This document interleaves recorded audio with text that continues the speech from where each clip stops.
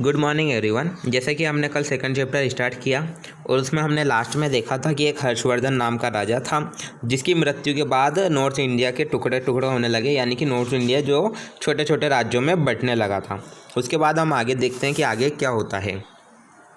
Along with two other powerful kingdoms the Pratiharas of Rajput clan ruled upon northern India from around 750 CE to 1000 CE।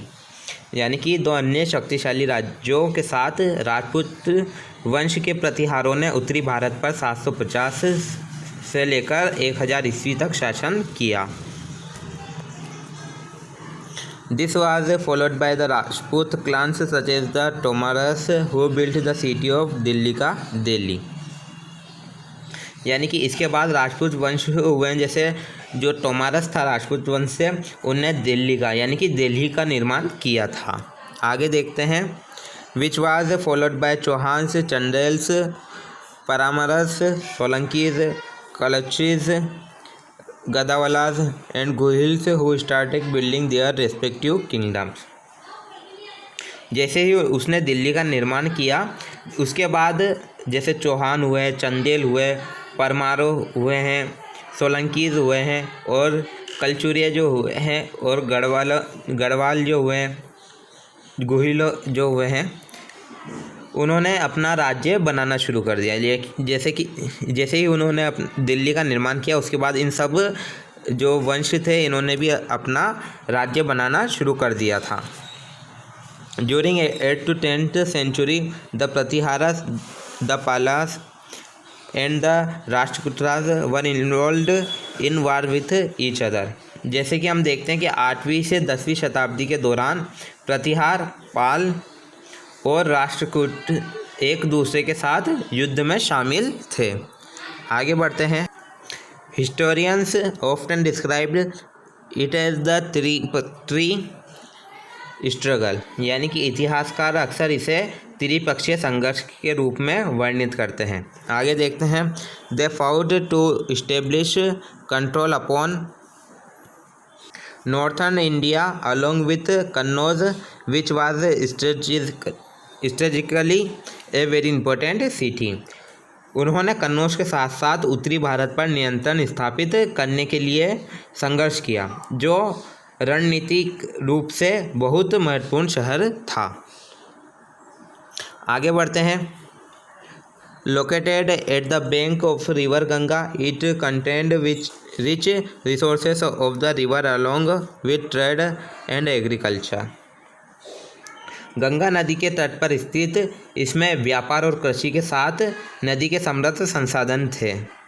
Due to waging war for almost 200 years, all the three powers got weakened and later Kannauj was occupied by the Gadawals। लगभग 200 वर्षों तक युद्ध लड़ने के कारण तीनों शक्तियां कमज़ोर हो गई और बाद में कन्नौज पर गढ़वालों ने कब्जा कर लिया। तो हमने देखा कि कन्नौज पर शासन करना चाहते थे, जो कि गंगा नदी के तट पर स्थित था। इसमें व्यापार और कृषि के साथ साथ नदी की समृद्ध संसाधन थे। लेकिन क्या होता है, 200 वर्षों तक युद्ध लड़ने के बाद ये तीनों शक्तियाँ जो हैं वो कमज़ोर पड़ जाती है और इसके बाद यहाँ पर गढ़वालों का कब्जा हो जाता है। आगे बढ़ते हैं हम। Along with these kingdoms the Cholas were a powerful kingdom in the extreme south. यानी कि इन राज्यों के साथ चोल चरम दक्षिण में एक शक्तिशाली राज्य था। Kashmir, Nepal, Assam, Kamarupa, Utkala, Orissa and the Arabs in Mansura and Multan were significant independent kingdom. यानी कि कश्मीर, नेपाल, असम जिसको पहले कमरपुरा का कहते थे और उत्कला जिसको पहले ओडिशा कहते थे और मानसूराहा और मुल्तान में अरब महत्वपूर्ण स्वतंत्र राज्य थे। यानी कि ये जो सारे राज्य हैं ये सारे स्वतंत्र और महत्वपूर्ण राज्य थे। इसके आगे हम देखते हैं कि आगे और क्या होता है। यहाँ पे आपके दो टॉपिक दिए गए हैं, एक बात लिखी गई है, look at the map given on the last page and identify the areas under the राजपुत्र, द पाल एंड द गुजर प्रतिहारस। यानी कि अंतिम पृष्ठ पर दिए गए नक्शे को देखें आप और राष्ट्रकूट, पाल और गुजर प्रतिहारों के अधीन क्षेत्रों की पहचान करें। यानी कि नक्शे में देखें और पहचान करें कि कहाँ कहाँ पर इनके क्षेत्र फैले हुए थे। इसके बाद यहाँ सेकंड दिया गया है, locate Prayag and Kannauj on the map on which respective river banks are they situated.